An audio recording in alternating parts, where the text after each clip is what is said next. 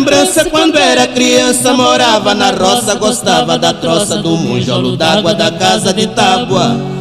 Quando o sol saía invernado, eu subia pras vacas leiteiras tocar na mangueira.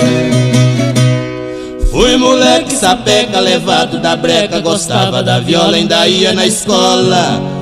Eu ia todo dia numa égua turdia.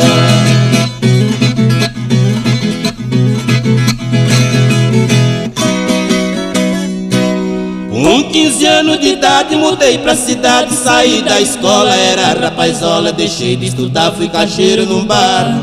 30 mil reais por mês pra servir os freguês, vendendo cachaça, durando ruaça.